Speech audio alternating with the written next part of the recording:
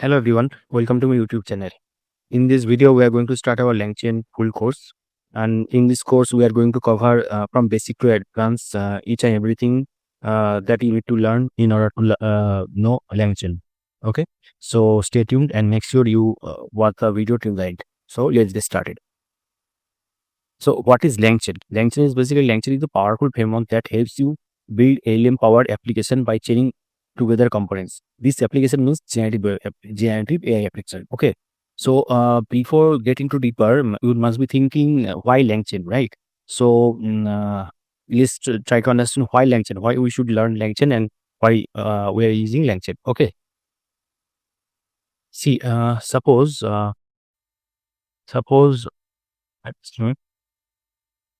we have this is our Gen AI app. Okay. So Gen AI app like this might be this might be any kind of chatbot. Okay. AI agent. She is, we can say, in type of RAG model. Okay, these are the generic model. Now every generative AI model, there is one most important component, that is LLM. Okay, so every generic application should have LLM model. Okay, but each LLM model, these model have some limitations. Every LLM model has some limitation. The limitation is like they cannot fetch real time data, okay, using API. Okay. Number two, it cannot read any database. It might be local or cloud, whatever it is. Okay. Three is it cannot memorize any conversation. Okay, so these are the limitation for every model. But in our application, this feature has to be included, right? So to include these features into LLM, LangChain comes into the picture. So using LangChain, we can include these features into the LLM. Then only our application can perform this operation. Okay, so this is why we need to learn LangChain. Okay, so let's back to the presentation. Okay, so we learn why LangChain and what is LangChain. We have already known this. So after that, there is learn the components. Okay, what are the components? So number one is core model, that is fundamental building blocks of LangChain. So what are they? They are LLM and chat model that I told you. LLM model, okay, that is included in any type of Gen AI application. Okay, these are LLM and chat model. So like OpenAI, Anthropic, Gemini. Okay, all these are LLM and chat models. Okay. Number two is prompt template. Prompt template is basically prompt template means it is structured instruction. It is basically structured instruction. How the LLM will perform and how LLM will give you the response, that will define in prompt template, that you to mention in prompt template. Okay. So it is written over here. Help structure and manage prompt effectively. Okay. Supported dynamic variable and prompt chaining. What does it mean? Prompt chaining. See, normally in our prompt template, you can give a normal string. Okay. But in case of big application, you have to give few messages like AI message, human message, system message. Okay, so you can include all these messages all together into a prompt template. So this is called chaining. Prompt chaining. Okay. So next is chain. What is chain? a sequence of call of LLM and utilities. That is mean whenever you are building any GenAI app, then you have to mention how sequence, in which sequence your application should be done. Like first you need to call LLM model, then you have to call your prompt template, then the output will come, that is output parser. It is the other concept. We everything learn in very depth in future videos. Output parser. Okay. So this is the sequence I want to run my model. I want to run my application. This is called chain. This is called chain. Okay. Fourth is agent. Agent is dynamic system that decide what action to next take using it. Using like you use tools like calculator, web search. Okay, these are the example we will learn when we build any agent. Then we'll definitely learn all these things. Now for the time being, just take a note on what is agent, and next is tools. That is web tools, Python, SQL database. Okay, so I give you one scenario so that you can understand more clearly. Okay, and these are our previous example. So let me remove all these things. I just make you understand what is agent and tools. Okay, just a minute. So this is our normal app. Now, when suppose any user gives an input. So in any type of application, there might be different type of features.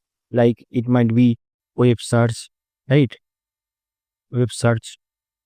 It might be in coding assistant. Okay. It might be in database calling.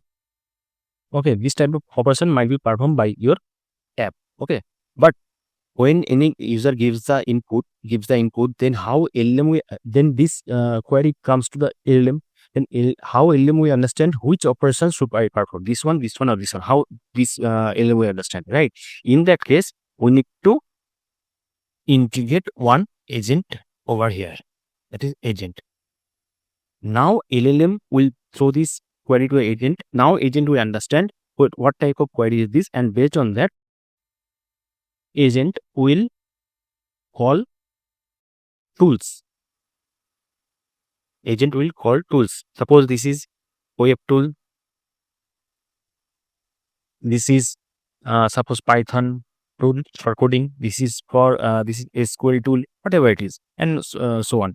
Suppose any user given any query regarding coding, then LLM will pass this to agent, and agent will understand this is the query based on the coding. Now this agent will call this tool, Python tool, and this Python will perform this coding operation. Okay, like similar when user want to search anything on the web based on their query, so agent will call this tool, and this tool in the backend, this tool will perform web search operation. Okay, so this is the way LLM, agent and tools are get integrated all together and perform in type of operation. Okay, so let's get back to our presentation. So I hope you understand agent, tool, everything, right? Okay. So next component is data connection modules. Okay, modules that connect LLM to your data. The A1 is document loader. Load data from PDF, URL, database, Notion, etc. into LangChain. So there might be different type of database, right? You have might be PDF, URL in type of database, might be CSV file, Excel file, whatever it is. It will loading into the LangChain to perform our application. It is called document loader. Okay. Number two is text splitter. What is text splitter? If you know little bit of NLP, that it might be knowing there is a concept of tokenization, right? What is tokenization? Suppose there is a sentence, I am a data scientist. I live in India. So in tokenization, what happened? we break down our entire sentence in different chunk. So basically, we are chunking our entire document. So this chunking is nothing but a text meter. This same text meter and chunking both are same. Okay. So chunk document into manageable parts of indexing and or retrieval. Okay. So you understand the text splitter. So next is embedding. So at the same in NLP, we have learned TF, IDF, right? Bag of word. So what are they? What they are? They are basically embedding model, right? Embeddings. So what they do? Normally, as you know, our machine cannot understand any textual concept, right? They understand only 0 or 1. So basically, using this type of embedding, we vectorize our data. Suppose these are data, we vectorize data in 0, 1, 0, 1 like this. So converting our data into vectorized form is called embedding. Okay. So let's see the written over here. Generate vector representation of text.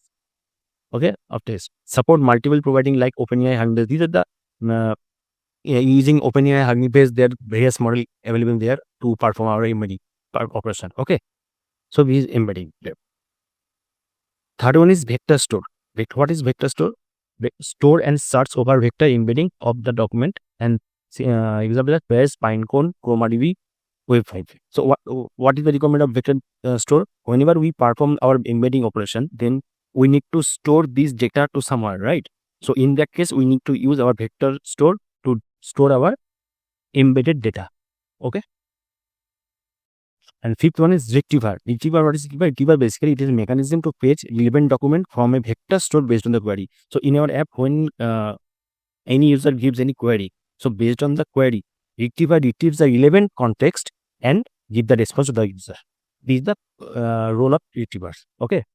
So I'm doing one thing. I'm giving this a very good RAG architecture. So just go through it so that you can understand it clearly.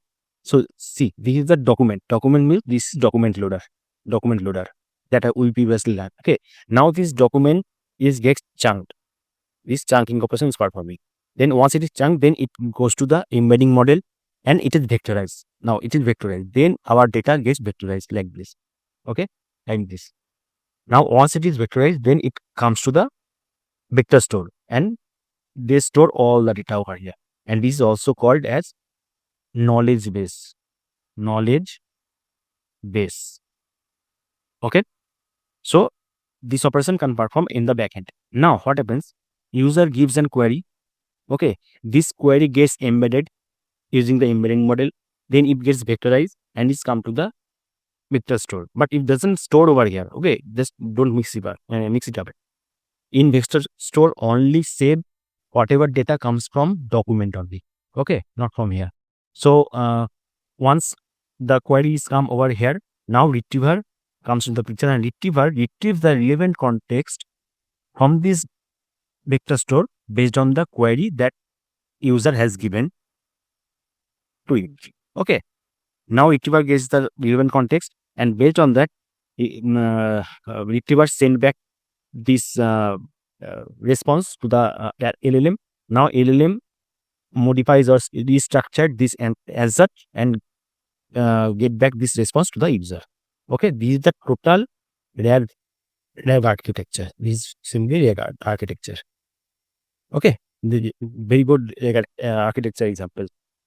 So if you have any kind of confusion, then just go back to the video and try to understand once again. Okay. Yes. So next is memory. Keep state between calls to the language model. As I said earlier, right? LLM model doesn't have the facility of memory. So in order to integrate a memory in our application, we need to use this function: buffer memory, summary memory, conversation buffer, window memory. Okay, all these things. In future, when we build our application, definitely we will implement all these things and get to know in deeper. Okay. So fourth one is integration. LangChain integrates with a wide array of tools and applications. See, LangChain is such a big framework that mostly integrate with all the tools and platforms, all different type of tools and platforms, such as cloud and hosting, AWS, GCP, Azure. These are the big tech cloud provider, right? Any kind of LLM, OpenAI, Anthropic, Hugging Face, Cohere, Gemini, okay, all these things. Any kind of database, Postgre, MongoDB, MySQL, MS SQL, everything. Vector store, Pinecone, ComaDB, Uber, Notebook, Jupyter, Streamlit, LangServe, everything it supports, everything. Okay. Fifth is LangServe and LangSmith. What is LangServe? LangServe is deploy LLM chain app as API using FastAPI. So you must be knowing whenever we need to deploy any kind of application as API, so we use FastAPI. Okay, so in the same just same like that, LangServe also help us to deploy our LangChain related app as API using FastAPI. Okay. LangSmith, observability and debugging platform from LangChain apps, trace matrix evaluation. So if you know a little bit about ML ops, then you might be hearing about one tool that is ML flow, right? What does it do? Using ML flow, we normally track our ML models performance, evaluation, everything, right? In the same way, in case of our generative AI application, using LangSmith, we can track our traces, matrix evaluations, everything. Okay, so in future video, definitely we see all these things in practical way. For the timing, you just take the concept of it. Okay. Fourth one is evaluation and debugging. The same, just I told you, LangSmith provide logging composition and trace level inception. Okay, so LangSmith helps us to do this type of evaluation and debug. Now, key features of LangChain. So, what are the key features of LangChain? That is chain that I told you, define sequence of operation, LLM tools, agent make decision dynamically, tools, access calculator, web search, files, reads. Okay, these are the tools that are used by agent. Okay, memory holds previous conversation history, right? RAG, I told you, I give you one scenario of RAG architecture. Retrieval info from document or database. Okay, LCL, that is expression language for clean declarative pipeline. These are the few real world use case for LangChain, like PDF chat, that is one type of RAG model. Okay, personal chatbot.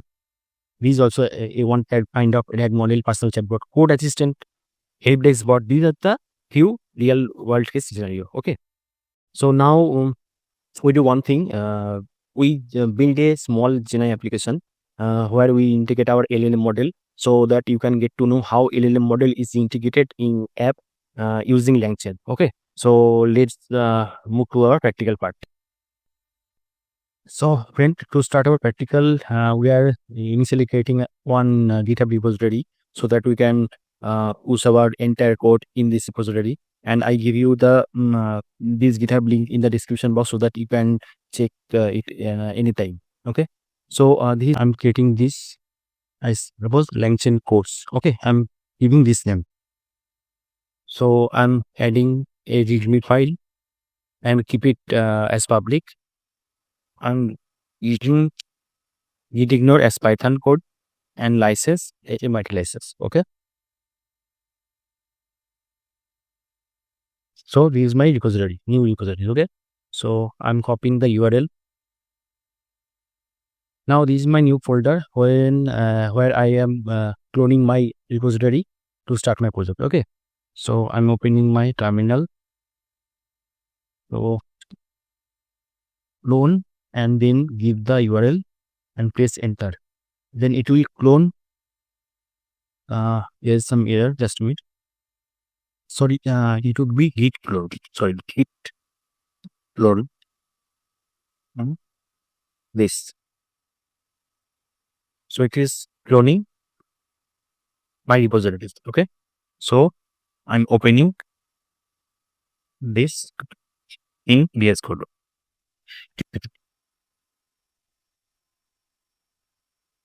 So this is my project. Okay. So before starting any kind of project, we should always create our environment, virtual environment, right? So in order to create our virtual environment, you can use either Conda or Python. Okay, so here I'm using my Python. This is PowerShell. I'm opening my command prompt. So Py minus, I'm using 3.1 version. Okay. And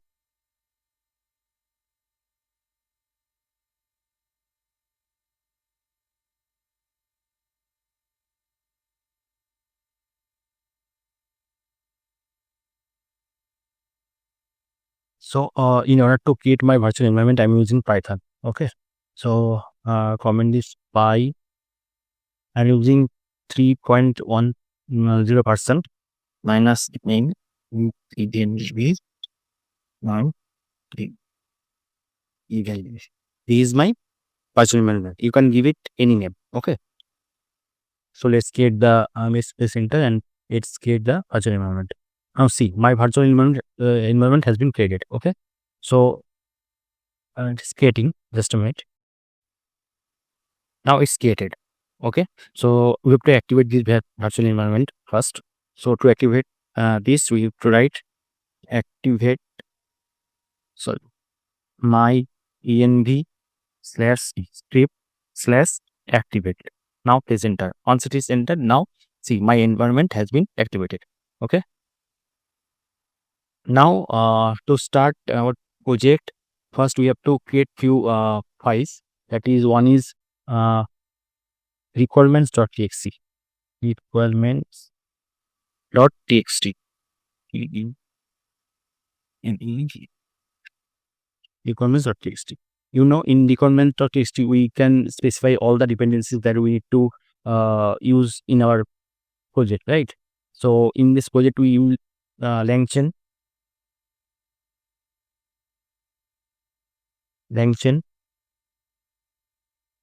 another is LangChain OpenAI in order to use our OpenAI API key. Okay, so for the timing we just using these two libraries. In future we'll use another library whenever it is required. Okay, another file we need to create, that is .env. You know, .env file is the file where we can specify all our secret keys that we don't need to push our push to our GitHub account, right? So .env file, here we can specify our API keys. Okay, any kind of secret keys. OpenAI API.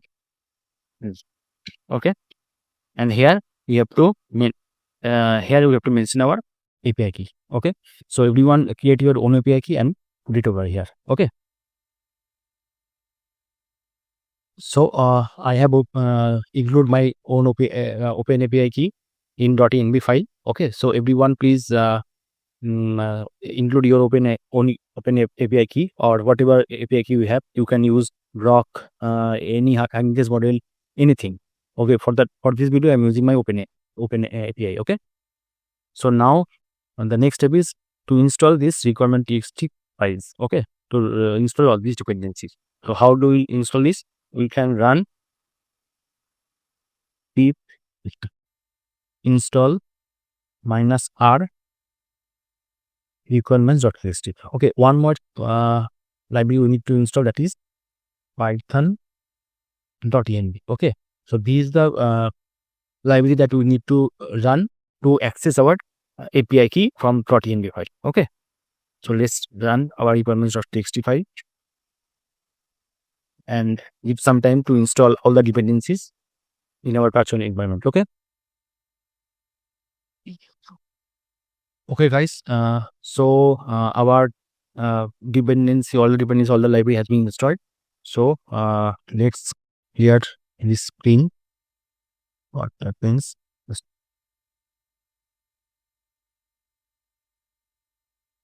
clear the screen. Now I have cleaned the screen. Now let's start our coding. Okay. So to start our coding, we are using one file and giving the name just is as this is our first class, so I'm giving the name as 01, and we are using LLM integration, so I'm giving it as LLM.ipynb. we're using Jupyter Notebook. Okay, so let's create it. So select kernel. I'm using my kernel. This is my environment that I have been created. Okay, so let's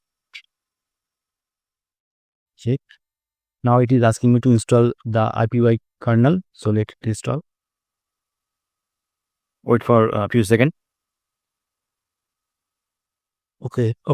So now kernel has been installed. See, this code has been done. Okay.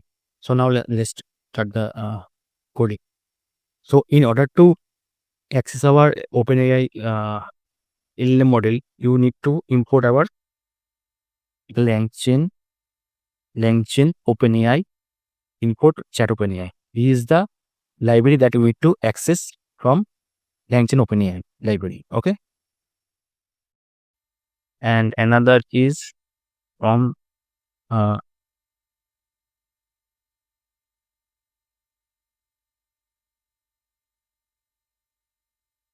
.env import load env in order to load our secret key in our environment. Okay. Another is import OS. So now load our .env file, that is load env. Okay. And OS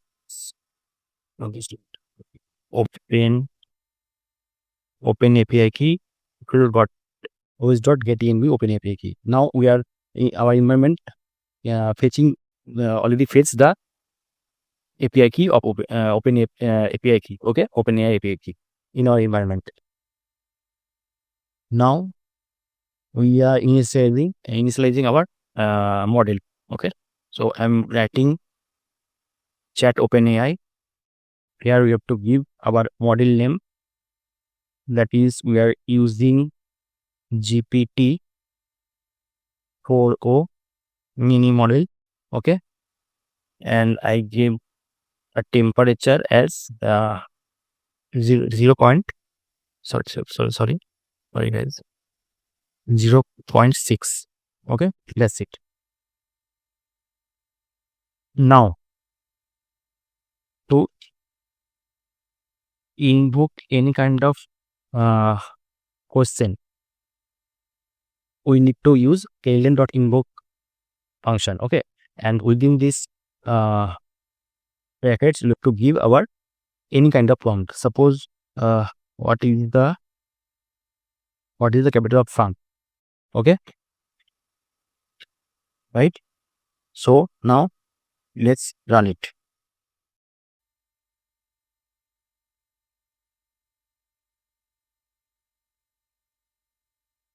Now see, it is giving the answer AI message as a, because LLM is a AI model. So as a AI model, it is giving the answer. Its content, the capital of France is Paris. Okay, so to get the answer in proper structure, we are giving this voice coding in a variable. Okay, and we are fetching answer.content because answer.content. Okay, so now see, you get the output in a proper string format. Okay, so this is how we can integrate our LLM model into our app using LangChain. Okay, so if you like my video till now, so please do share, like, and subscribe my channel because your this small contribution will help me a lot to be motivated so that I can bring such content in my YouTube channel in future, definitely. Okay, so please do subscribe. Hello everyone, welcome to my YouTube channel Generative. So guys, now we're gonna start our next part of our LangChain full course videos. So in this part, we're gonna start our prompt template. So what is prompt template? Prompt template helps to translate user input and parameter into instruction for a language model. This can used to guide a model's response, helping it understanding the context and generate relevant and coherent language-based output. Okay, so prompt template takes as input as dictionary. guys, you remember, always remember, from template always takes input as dictionary, okay, where each key represent variable in a prompt template to fill it. If you remember, guys, I told you in our early class that prompt template is basically a structured instruction, okay. So what prompt template basically does, basically suppose user gives an query, okay. Now this query prompt template transform this query to uh, model ready instruction, okay. So whenever user gives any query, then prompt template transform this query to model ready instruction, so that LLM can understand what is the actual query, and based on that LLM can generate the output, okay. This is the basic funda of prompt template, okay. So there are different type of prompt template. So let's go one by one. So first thing, string prompt template. What is this? This prompt template are used to format a single string. They generally are used for simpler input. So let's see one example. This is a basic example of string prompt template. See guys, we'll do all the practical part, so you'll get to know it is very clearly. But for the timing, you just take a note how we implement all these things in your coding part, okay. So we prompt template, we import prompt template from LangChain code.prompts. Then we defining prompt template dot from template, and we are mentioning our query. Tell me a joke about topic. When see one thing you always remember, whenever you want to make anything dynamic, then you have to put that variable into a curly braces, okay. So now we are making this template, and we are putting this template in a prompt template variable. Now we are invoking this prompt template and topic as cat. So if you remember, I told you prompt template always take input as a dictionary. So as a dictionary, we are putting topic as cat, okay. So once we executed this code, then we get the output as tell me a joke about cat. Whatever you mentioned over here, that will comes down over here, okay. So this is a string prompt template, because this is a single string format. So this is called string prompt template, right? So I hope you understand. So let's go ahead. The second one is check prompt template. What is this? These prompt template are used to format a list of message. This template consists of a list of template names, and this is one example. This is the example. In the same way, check prompt template, we importing this from LangChain code.prompts. Now in this check prompt template, when mentioning system, you are a helper HTML. This system means system message, okay, and user means human message. And as usual, you are tell me a joke about topic, and in the same way, you are mentioning topic as cat, okay. Now once you execute this, then you will get the output as system. You will get two message. One is system message, as you are a helpful assistant, and one is human message. One output will get on this human message, and that will be tell me a joke about cat, okay. So once you execute, then you will get the output, this one, fine. Guys, I give you one practical example so that you can understand this concept, system user, okay. Suppose you go to ChatGPT and write hey, you write a blog on AI. So ChatGPT will give you one output, right? But once again, you write just like this, hey, you act as a expert issue writer and write a blog on AI for me. Then also ChatGPT will give you output. But if you compare both output, then you get to know the second one is much better than the previous one, because in the second prompt, you specifically tell the system that you have to act as a SEO writer. So as a human being, you are giving a normal prompt to ChatGPT. But in the backend, what happens when you are telling that you act as a SEO writer, then in the backend, automatically it gets converted to system message that you act as a SEO writer. And you are asking to write a blog on AI, that becomes as a human message. So normally you are giving the prompt to a ChatGPT, but whenever you pressing enter, it goes to the LLM, and in the backend, this converted in the backend, your prompt gets converted to this in this structure, and that will goes to the LLM model, and that's why LLM is giving the output accordingly. Right? Understand?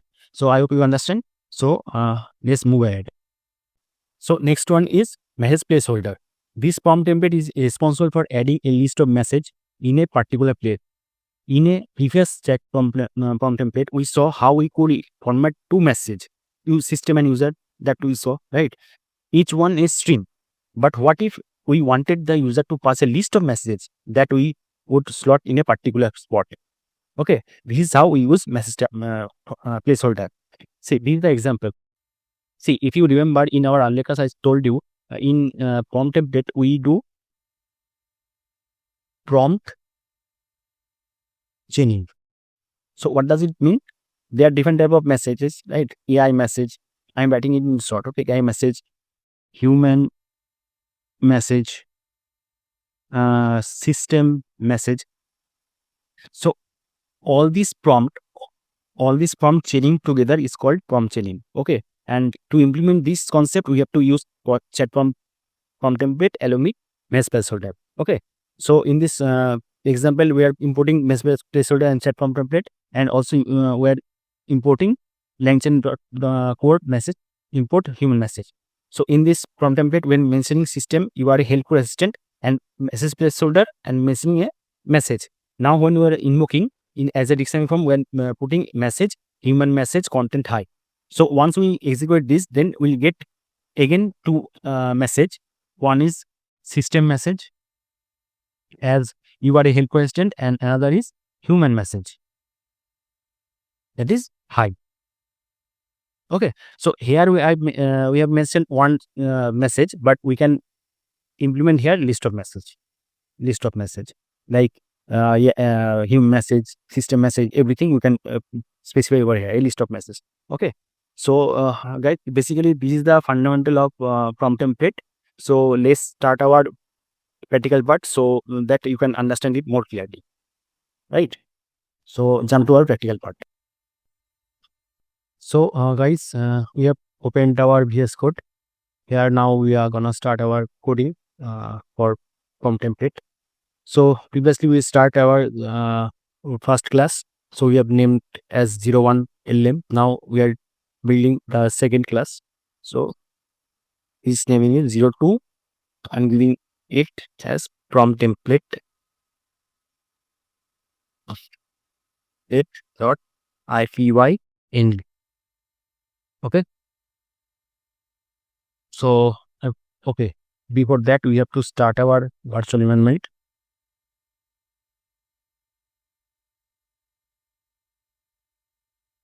Now our virtual environment has been started, and we have to select the kernel. Now this one is my kernel. So it got connected. So let's check it once. Now it's working. Okay. So let's start. So basically, start our from our first topic was string from template, right?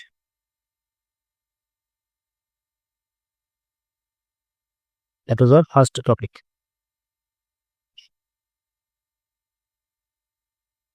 So how can we import our prompt template? That is from LangChain underscore 4 dot prompts import prompt template. Okay. Now we are giving it variable prompt template equal to prompt template, and within this we are mentioning our any prompt. So what is the capital of country? It is automatically coming in auto-size state, so I'm accepting this one, no issue. So country. Now we are putting prompt as prompt template on template dot invoke, right? And within this, you have to put as dictionary from now country as font. Now we are putting it as a dictionary. Okay. Now if we run this, sorry, there's there's an error. Okay. Here would be from template.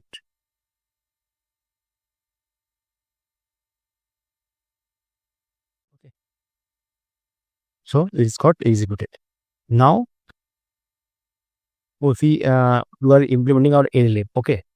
So from LangChain underscore OpenAI, the important chat OpenAI, and which is our model, and we're changing the model. We are using code for Vini. Now we are implementing our LLM model that to use our prompt template. Okay, so this is the response. Now see what comes. It is LangChain spelling mistake.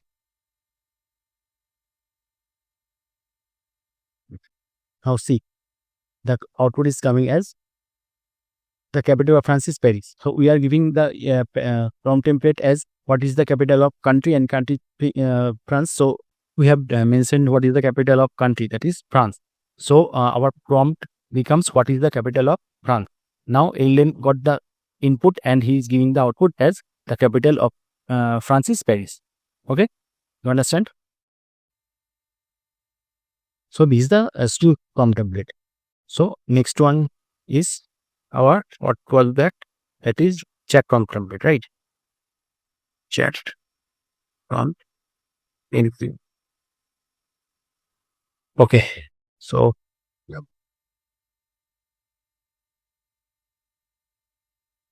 So again we have to import our chat prompt template from LangChain code prompt, that is code template, that is chat prompt template. Okay. Now chat template equal to chat prompt template and now we don't need to use message. Now here we are passing list of messages, right? That is use system, and the another is user. This one is not required right now. Okay. So here we are passing as a system instruction, you are a helpful assistant, and as a user instruction, user message, what is the capital of country? The same thing. Now we are writing prompt as chat template dot invoke country as France. Okay, and response LLM dot invoke prompt, and we are printing the response. Now see what is coming.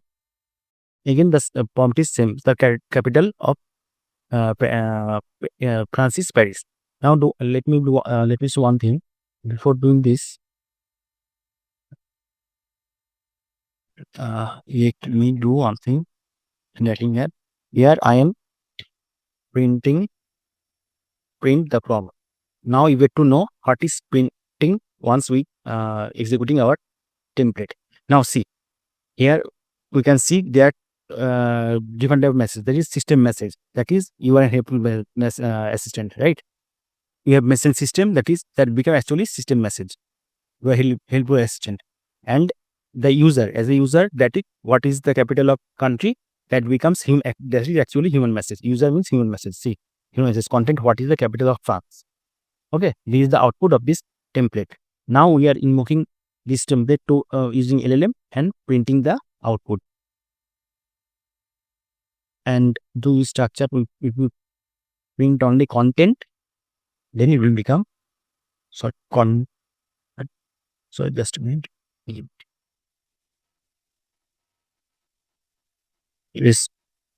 Response dot content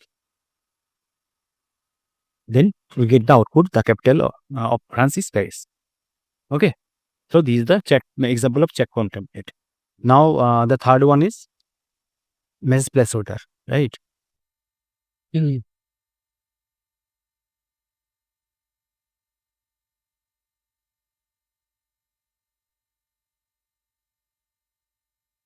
Creative put mark on no. As per placeholder. Yeah. Now again we have to import our check from message placeholder because I told you we have to use message placeholder along with our chat prompt template. Okay. So from LangChain.com chat prompt template and message is message placeholder. Okay. And other is from LangChain underscore core dot message human message AI message. Now for the timing we are implementing only human message. As using message holder, I told you using message holder we can implement list of message. Okay, so that's why we importing human message. Now again I'm writing a variable of template. Com message is not required. Now again I'm sorry. Now again I am passing the list of message as placeholder. Placeholder not required. So passing as message. Okay. So now to invoke this one from com impact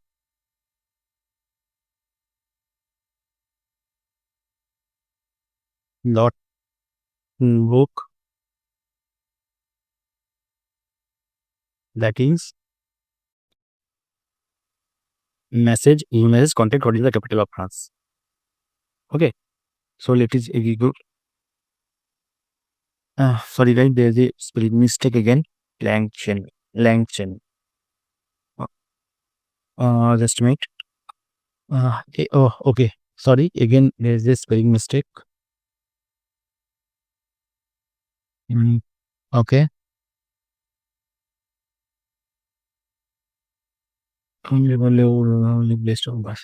Okay. Okay. Have to put a practice over here.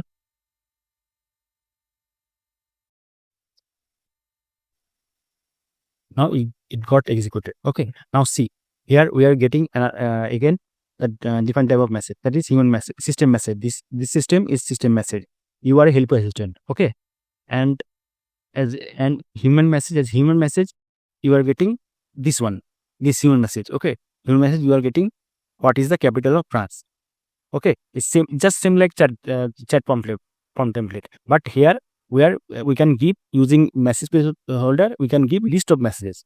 Okay, in next practical I definitely show you how we can implement multiple message. Okay, now see you have to execute using LLM.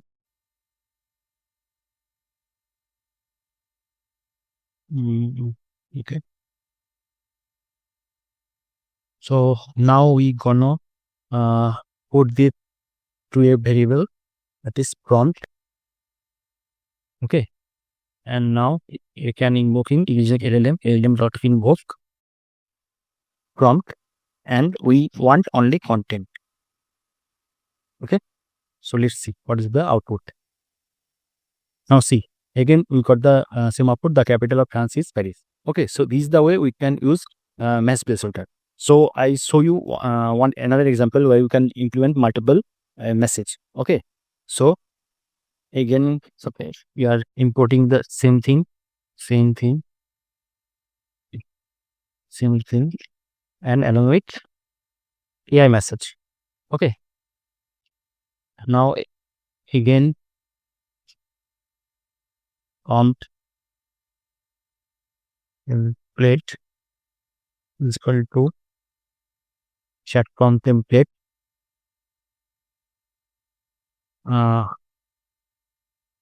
message.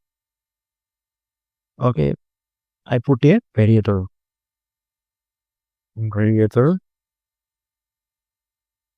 that's variable name and putting this one. Okay, so now we are supposed to define multiple messages. Okay, messages.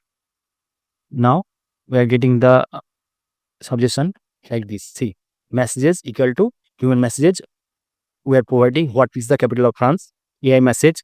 Okay, we are changing this question. Okay, for, in this example, as a human being, I'm writing here. Hello, hello. Can you help me with Python coding? Okay, so now AI is giving the output as, of course, what do you need help with? Okay, now again, as a human being, we are giving the input, that is, suppose I am stuck on adding two numbers in Python. Okay, so now I'm invoking the prompt with message, this message. Okay, hit this message, basically list of message. Now the output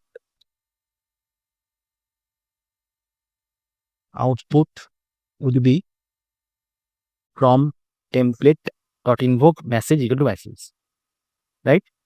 And this print the output first. Now see, you got the prompt template output, that is, as a human system message that we have mentioned over here. System, you are a helpful assistant. This is the system message, you are a helpful assistant. And as a human message, we are getting first, hello, can you help me with Python code, this one. Okay, then AI, then comes to AI message. Now AI giving the output, of course, what we you need help with, this one.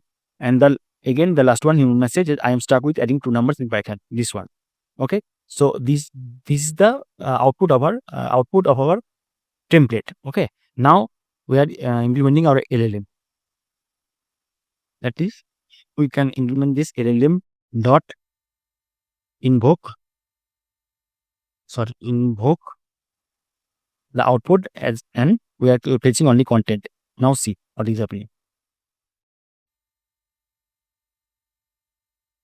Now see, no problem. Adding two numbers in Python is quite simple. Here is the basic example. Now he is giving the code, proper code. See, define two number 1 5, number 2 3, add two number, sum is equal to number 1 number 2. Now see, he is giving the entire the output in proper way. Okay, so this is the basic structure of prompt template, and how we define our prompt template and how we integrate our LLM into this prompt template, so that we can get our output in a proper structure, right? So in this video we are completed our prompt template portion. So if you liking my video till now, please guys, please do share, like and subscribe my channel, because your small contribution will help me a lot, to motivate me a lot to bring such content in future. Okay, so please subscribe my channel. Thank you so much.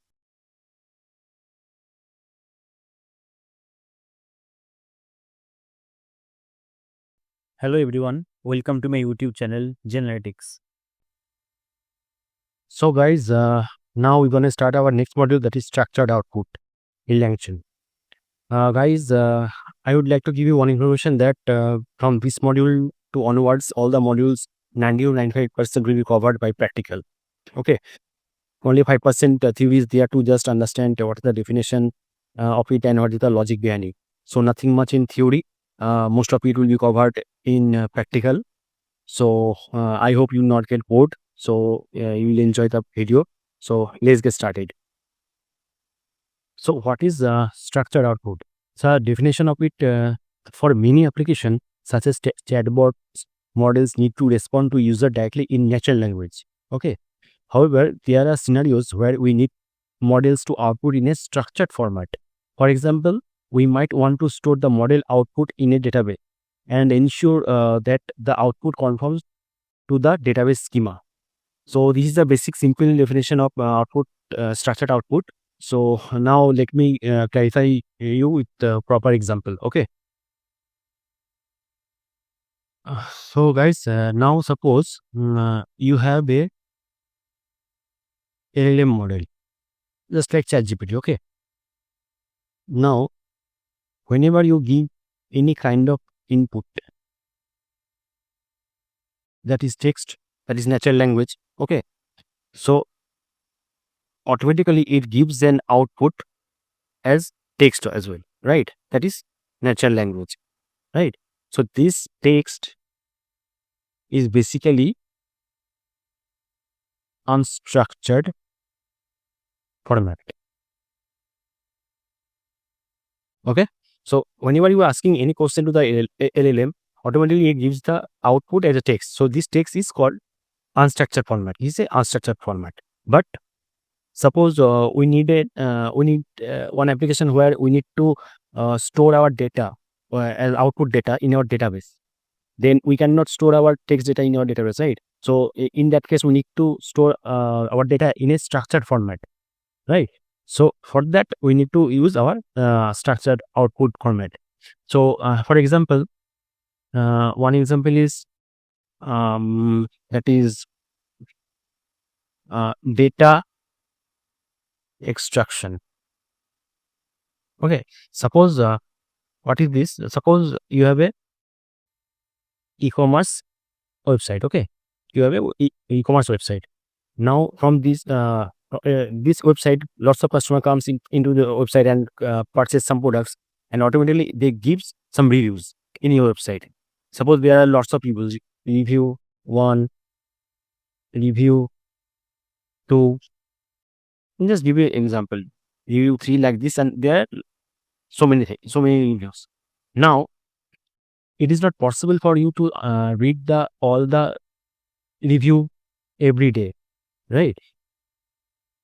Or to understand the opinion of the customer by reading all the reviews. So in that case, what you will want? You need to store your data in somewhere. These are text completely. These are completely text. So you cannot store these reviews in any database. So you need some information, like that is key information, right? So you want key information from these reviews so that you can store that data in database, and you can read from there. Suppose in review you can get the key information like sentiment of the customer, pros, cons, maybe customer name, if you want, date, whatever you want. So you want data in this way so that you can store it in a database, right? So in that case, you have to use our structured output concept. Suppose you have you build an app. Okay, you build an app. Now you are passing all your reviews through this app, and this app is producing a structured output that is like JSON format. Suppose like this. This is suppose name,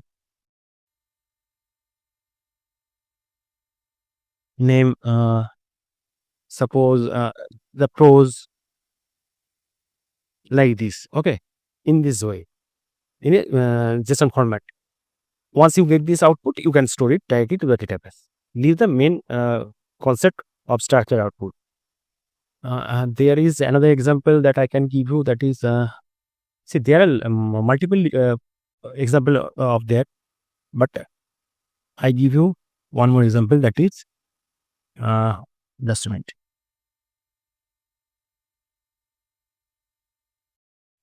This is agent. Okay. In agent, I told you in earlier video, agent always use an tool behind this operation, right? So suppose in ChatGPT, in ChatGPT, this is ChatGPT. Okay.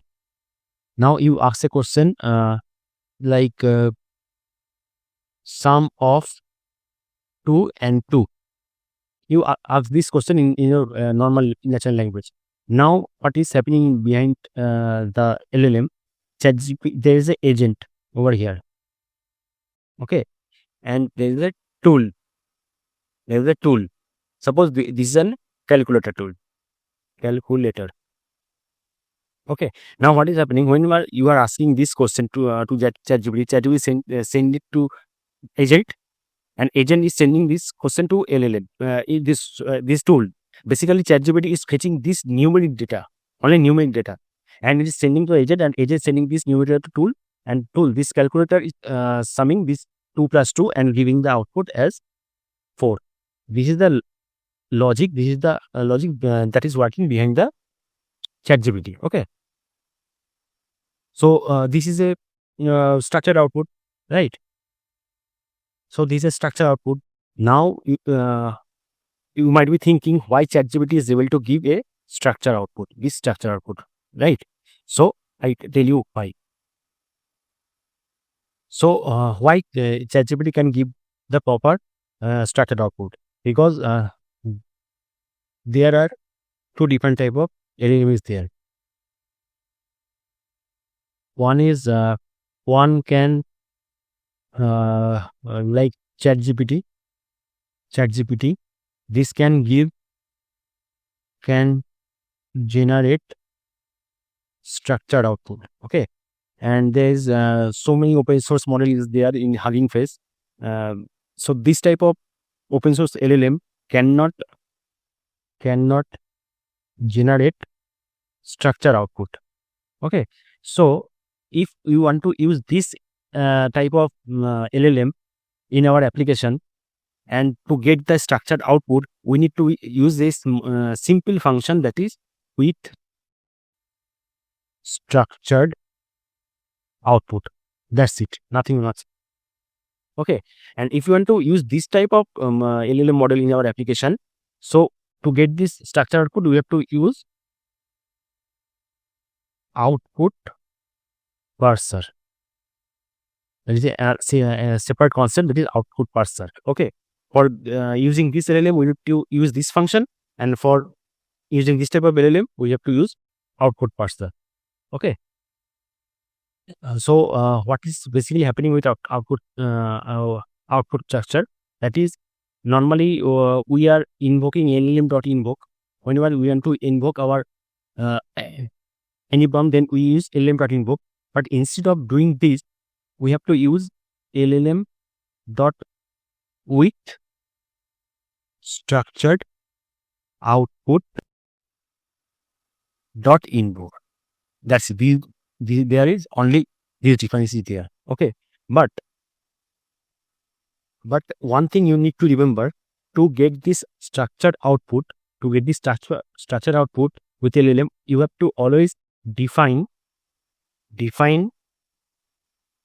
You have to always just do it. You have to always define schema. Okay, schema. So what is happening? I tell you. Suppose this is my LLM. These are input, and that is output. Output is like this: name, structured output. Okay, name, class, whatever it is. So what is happening behind it? So basically, what is happening? We have to always mention output output schema over into LLM, so that LLM can give the output in this structured way. Okay, suppose here like this, name should be string. Okay, class might be integer. So in this way, you have to define your schema into LLM. Then LLM can generate the output in this structured way. Okay. So there are multiple schema. Just there are multiple way to define this schema. Okay. Basically, there are three way. That is, one is type dict. Okay. Second one is most important, that is pydantic,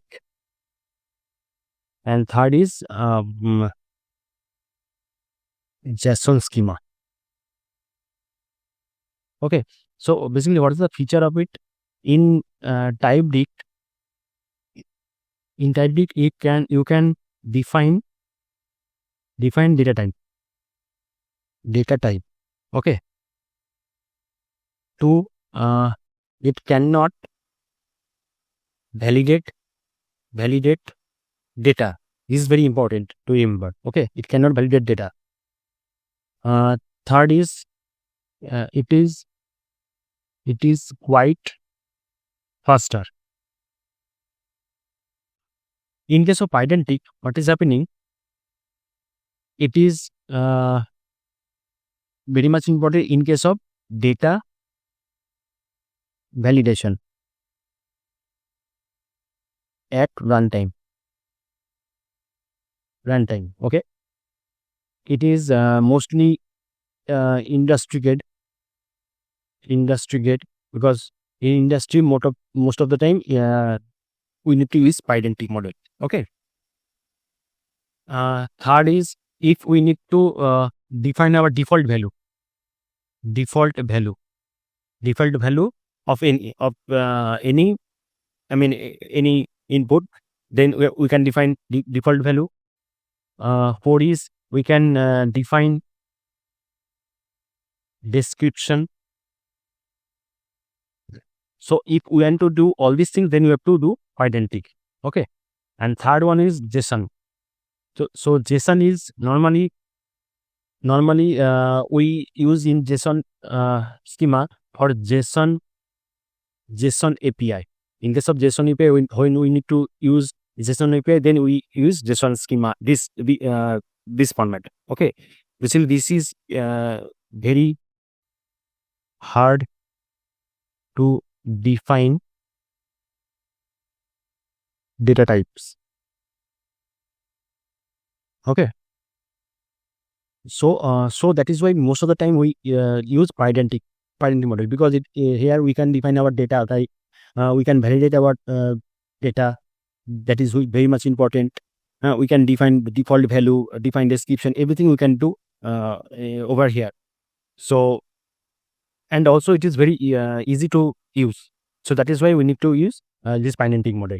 Okay, so this is the basic information about structured output and schema. Why we use structured output, why we need to use schema, all these things. Now let's jump to the practical part. So, and we see one by one all the examples of this. Okay, so let's get started.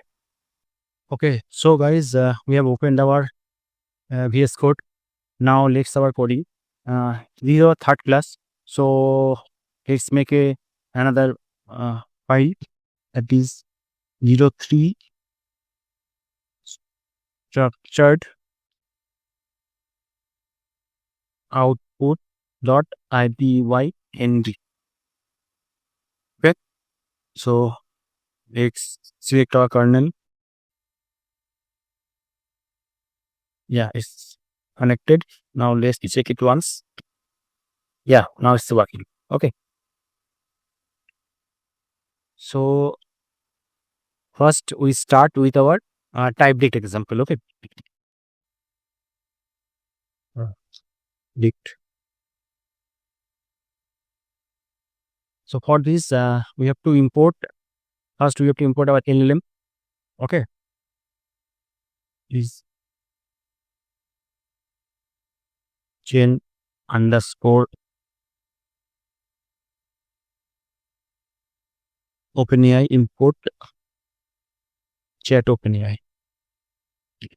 Import chat OpenAI. Okay. And to import our type dict, we have to import it from typing. From typing, import list optional annotate and type dict.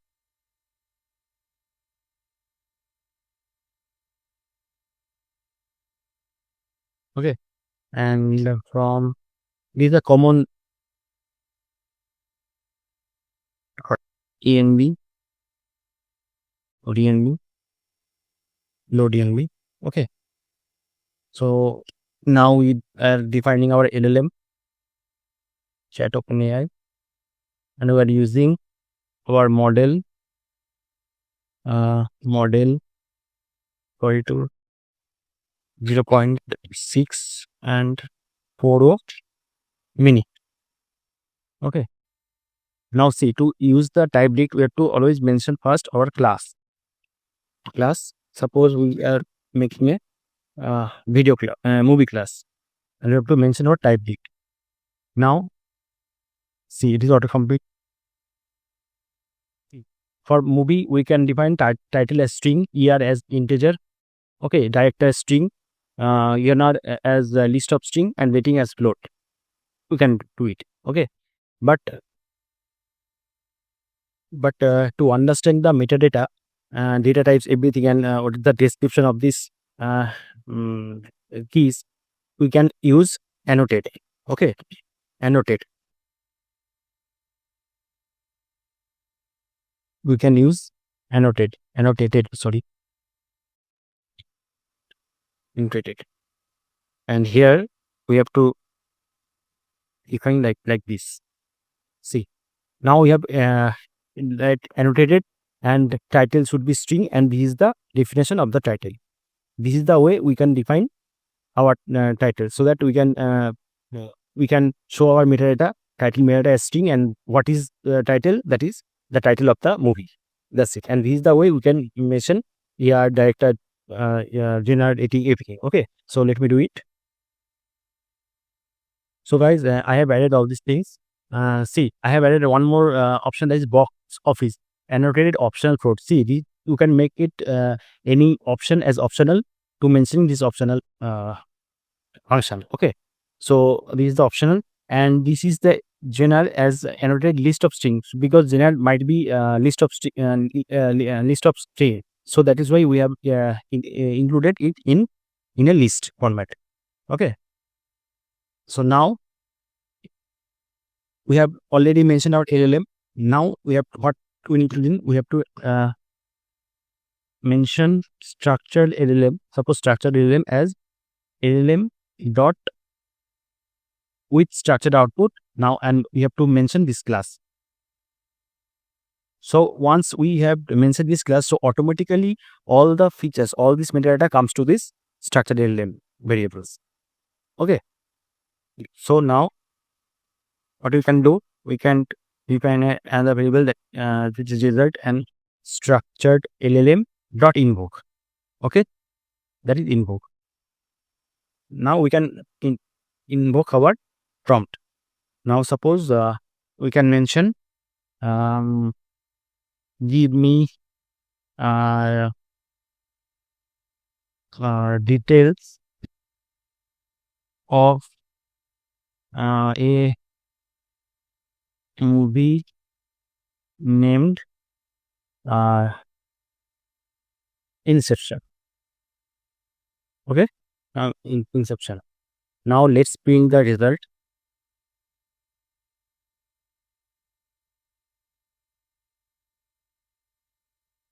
and let's print the type of the result. Okay. So let's stimulate. There is a issue with annotation. Let's do it.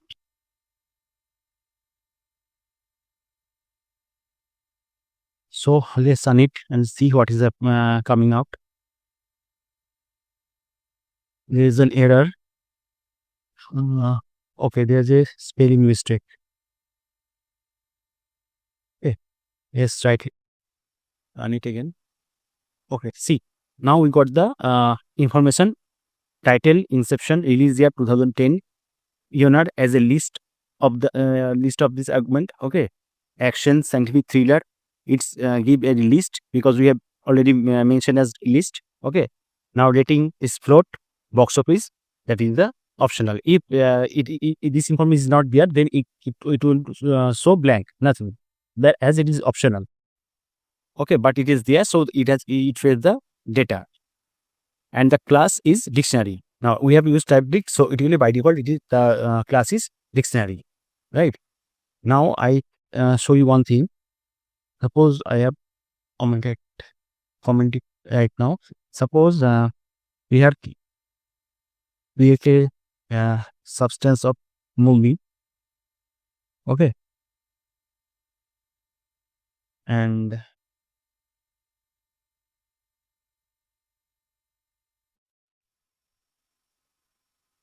want to mention the title. You have to answer dictionary, so to put curly brackets, title,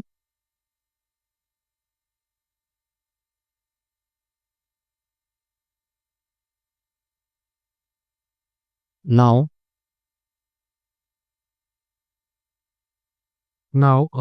if we mention inception,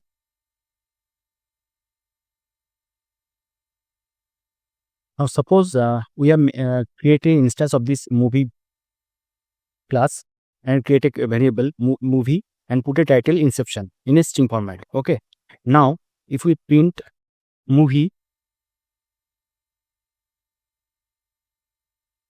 title, okay, movie title, then see,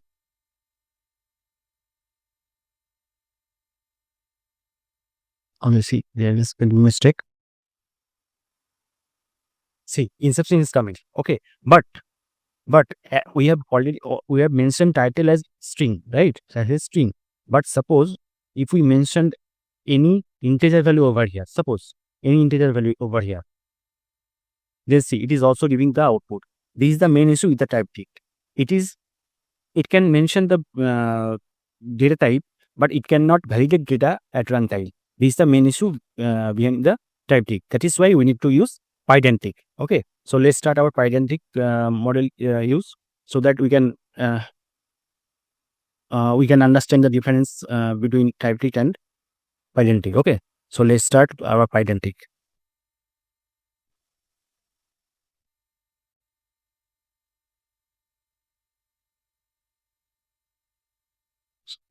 This should be marked down. This has to be marked down.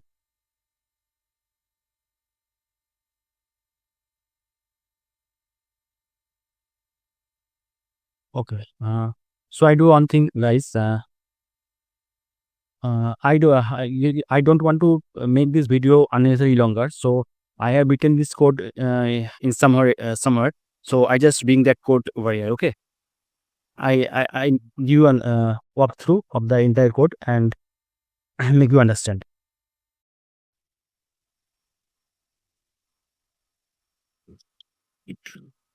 With the same example, giving this pydantic use. Okay. So see, again we are using our LLM. Now for using pydantic, we have to import base model and field. Okay, and from typing list optional, that we have already see list and is of list and optional .env, and OS is not required right now. So we have load our .env. Now this is our LLM. Now see, again we have to creating our movie class. Now this time we are calling our base model from Pydantic. Okay, and in this Pydantic model we have to mention our title as string, and we have to use this field option, and we have to put this 3 dot. 3 dot means this is a required field, and we have to put our description. Now name of this movie. So this is the structure. This is the structure of using Pydantic model. Okay. In the same way, we have mentioned our release year, genre, rating, box office. Everything is same, but here the structure is little bit different. Okay. So next we have again we have create our structured LLM dot with structured output and calling this class. Then structured output dot invoke the same thing, mean that it is about movie insertion, the same thing, and again we are printing our result. Okay, now see what is happening. Let me comment down for the time being. Yes, now see we got the output title as inception, release year 2010, year not, that is list. Okay, this is a list, rating 8.8, box office, this is the option. Now this is a main movie class, type is movie class. Now see, using result dot model dump, it is automatically converted the result as a dictionary form. Okay, to convert this dictionary form, because this is not dictionary. Previously this type dict is by default dictionary, but in Pydantic case of Pydantic, this is not by default dictionary, right? Here, see here, title equal to inception, release date equal to 10. This is not dictionary. So to convert a dictionary, we have to use result dot model dump this function. Okay, so it automatically converts this result to dictionary form, and in the same time, when we need to convert it in JSON format, this JSON format we have to use model underscore dump underscore JSON. This is a simple basic function. Okay, and in the same way, if we create any instance of this class, then it will print in the same way. See, this is the output of this print. Title inception is nothing special, the same things. Okay, so this is the basic difference. Now see, if we do one thing, suppose title, see, title is, we have mentioned title as string. Okay, this is string, but suppose we have put it as integer, and now let's run. Okay, let me comment down this output. Okay, now let's run. Now see, it is giving the error. What is saying? One validation error for movie class. Okay, one validation error. Understand? Previously in type dict, when we put title as integer, it gives the output. It doesn't throw any error. But in case of Pydantic model, at the runtime, it is validating the data and giving the error, validation error. Okay, so again, if we converted this as string, then it will automatically run. See, now it is okay. So you understand what is the difference between Pydantic and type dict. Okay, so now let's understand the JSON part. Okay, JSON schema.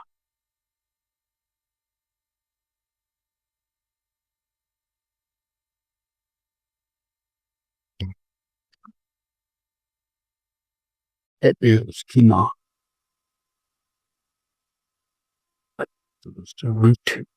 Just a minute.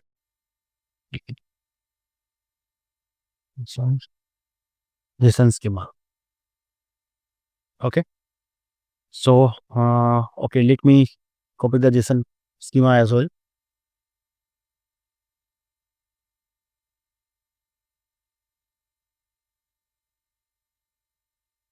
Now see, this is the example of JSON schema. See, I told you na, in case of JSON schema, it is very hard to mention the data type. See, the same thing.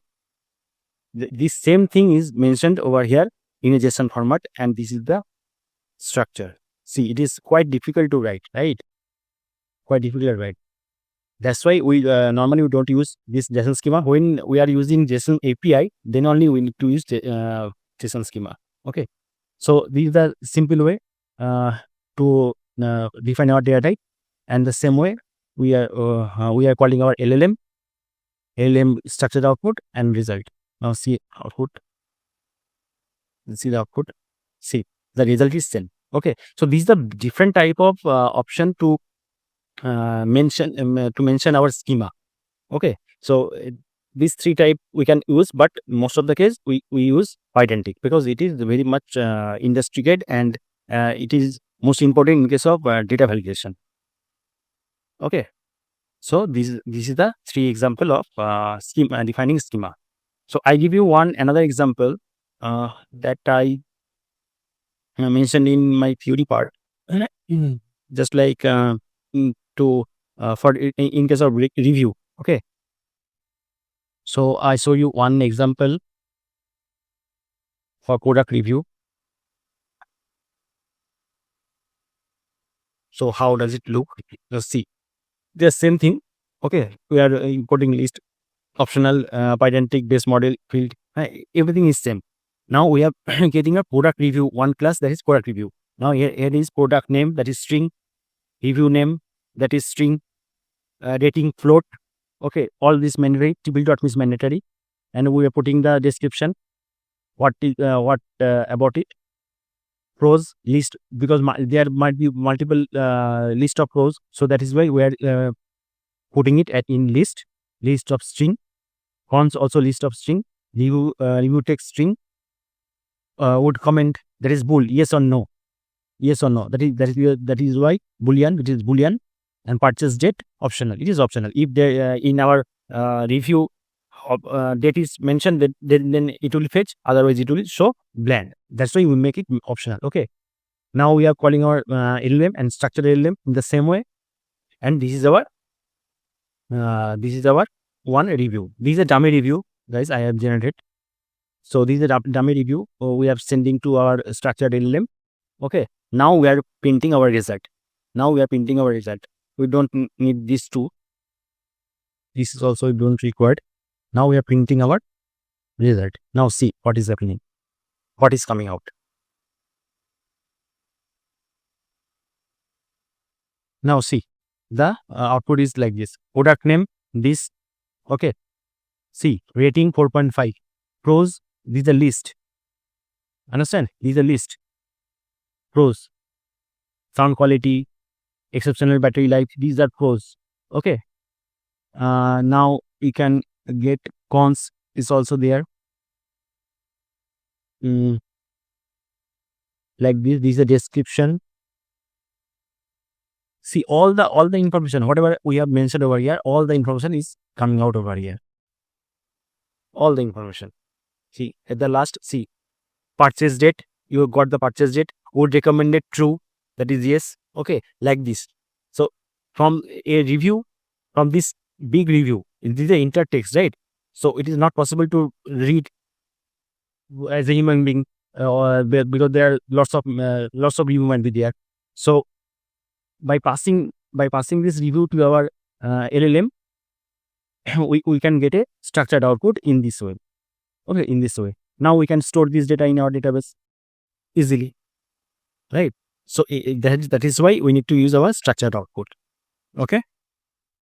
So this is a very good example of understanding the structured output. So so these are complete practical of structured output. So guys, if you have any doubt, just go back in this video and try to understand once more. And if still you have any doubt, just comment me down. I'll definitely make another video or give you the answer. Okay. And guys, if you liking my videos, please do like, share, and subscribe my channel, because it will really motivate me a lot. And I promise you, I'll bring such amazing videos going forward. So please subscribe my channel. Okay. Thank you so much. Thank you. Hello everyone, welcome to my YouTube channel Genetics. Okay, so guys, in this session we're gonna start our next topic, that is output parser. Okay, so let's get started.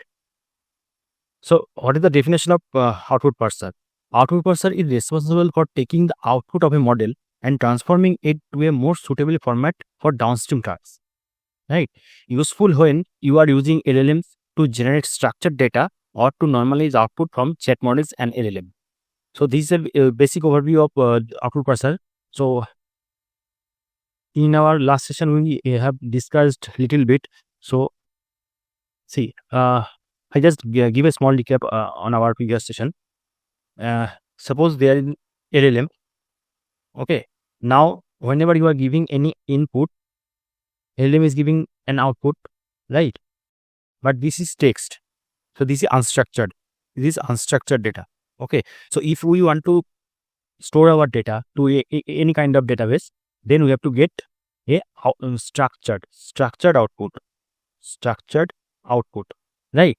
So to get this type of structured output, the structured output concept comes into the picture. Okay. So, and also I told you there are two types of LLM. One can by default can give structured output, and other type of LLM cannot give structured output, right? So whenever we have to use in our application this kind of LLM, then we have to get the structure concise structured output. We have to use one simple function, that is with structured output, right? We have seen in our previous section. And if we want to use this kind of LLM in our application, then we have to use output parser, right? But one thing always you remember, guys, we can use output parser for both LLM, right? We can use in case of both LLM, but with structured output we cannot use in this type of LLM. But output parser we can use in both kind of LLM, this and this. We can use both. Okay, this is the main point you have to remember. So I hope you get a little bit idea on output parser. Okay, so next is type of parser. See, there are lots of different type of parser. Okay, string, CSV, JSON, output fixing, XML, retrieve parser, identity parser, YAML parser, structured parser, and many more. But among them, the main three parser is there. That is one is string parser, second is JSON parser, and third is identity parser. This three parser is used mostly. So in our session we gonna discuss about these three parser. And if you are interested to know about remaining parsers, then you can refer the LangChain documentation part. Okay, so we're gonna discuss these three in our session. Okay, because these three is the main parsers that is used. So next is string output parser. This one, string output parser. So the string output parser. But the string output parser is the simplest parser in LangChain. It is very simplest, the only simplest parser. Key points: no formatting requirements. Best when you just want LLM text output as it is. No structure or schema enforced. Suppose, guys, you are sending input to your LLM. When LLM is giving any output, if you want your output should not be formatted. Okay, it should not be enforced by any schema, any kind of validation. If you don't want all these things, you just want the output as it is, then you have to use string output parser, right? Okay, let me erase it. So next one is see, guys, we'll see all the practical, everything, all the string output, all three parsers we'll see in our practical. Just I will take 2 to 3 minutes in the theory part, then we'll move directly to the practical part. Okay, just bear with me. So JSON output parser, what is this? The JSON output parser tells LLM to return varied JSON and then parse that JSON into a Python dictionary or list. So in case of JSON output parser, you are telling the LLM to return a valid JSON format.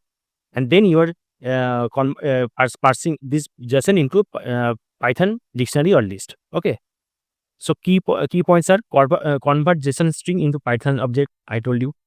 Include .get format instruction. Whenever we have to use this JSON output parser, we have to use this function. I'll see you in practical part. Just take a note on this. Include .get format instruction to tell the LLM exactly how to format the output. Using this function, you are telling LLM that the how the format of the output should be, right? And no field type validation. These are drawbacks of JSON output parser, because here you cannot do any type of validation, right? Even string output parser you cannot do. In JSON output parser you cannot do any kind of data validation. Only you are instructing LLM to give the output in a JSON format. That's it. Nothing more than that. Okay. And the third one is pydantic output parser. So what is this? The pydantic output parser enforces that the LLM output matches a strict schema defined a pydantic model. See guys, if you remember my last session where I have seen a small example of using the pydantic model. So if you don't remember, just go back and see that example. So what basically what is pydantic model? It basically using pydantic model, we are telling LLM to before giving the output, just check my data type that I have mentioned in my class, then accordingly give the output. This is the basic funda of pydantic model.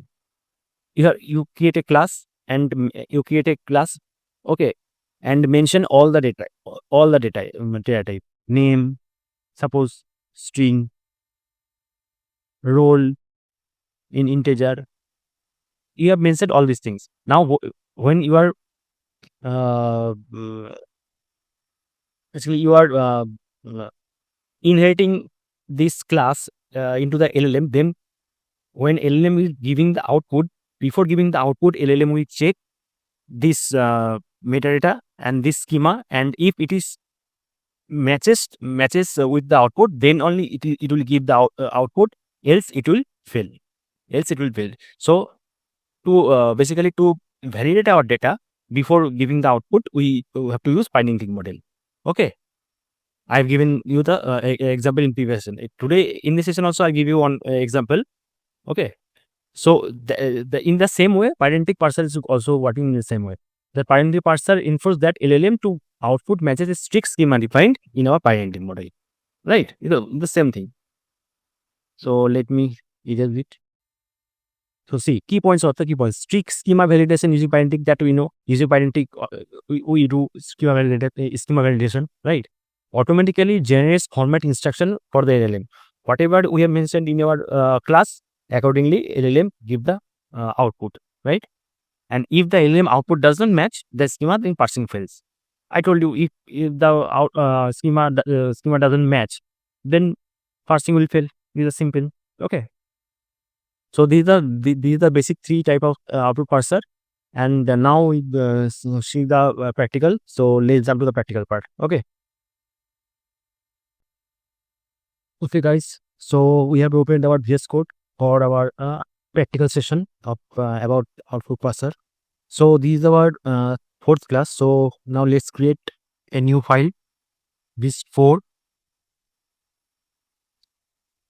output parser.itynb. Okay. So let's select our kernel. So it's connected. Let's check it once. Yeah, it's working. Okay.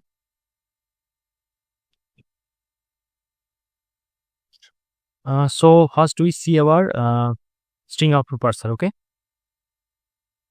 String output parser. Okay. And make it as markdown.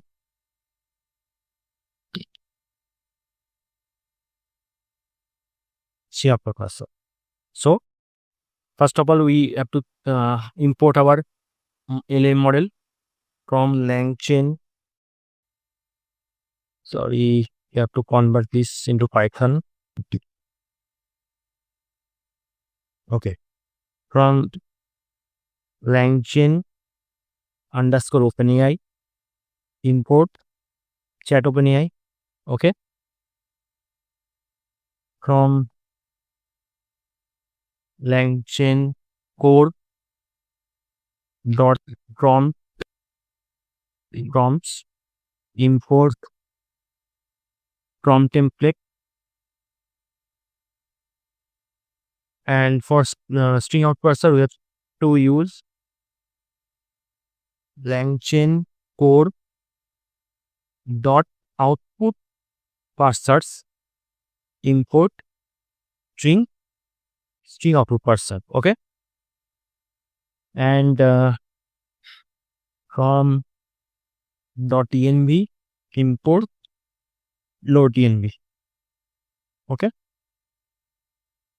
So basically we have load our env. Okay. Now we are initializing our LLM, that is chat OpenAI, and here we use our GPT 4o mini model. Okay.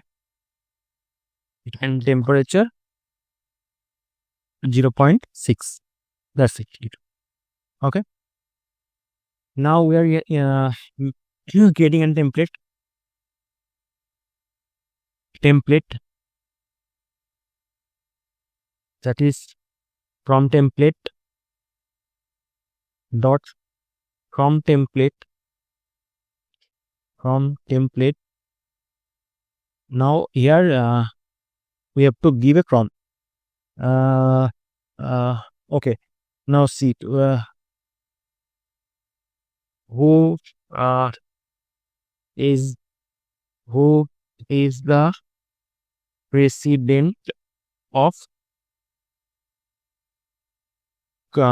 country, and we have to pass country within curly bracket to make it variable. Okay, I told you in our earlier class. Just a minute. Country, right? Now we have to invoke this. See, this is our traditional method. Okay, first I am showing you as traditional method, then I will show you with the parser. So template dot invoke. Okay, and here in a dictionary form we have to mention our country name, United States. Okay, and we can put it in a variable. Now result would be chat dot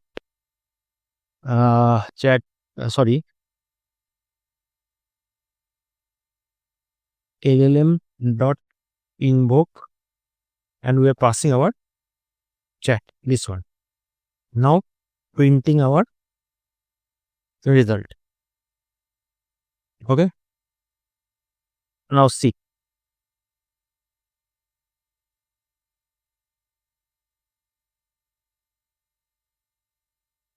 we are getting our output as content as of my last knowledge update. Joe Biden, it is old GPT version, so based on that he is giving the wrong president name, but I give you the so I am showing you the output, that's it. So we are getting it content form. So to get the proper output we have to use content, right? Content. Now we are getting the output as a string, normal string.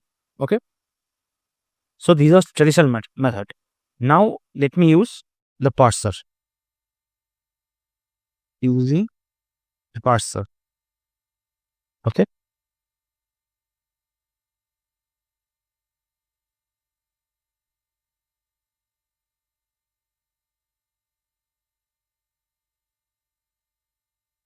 so using parser, how can we go ahead with it?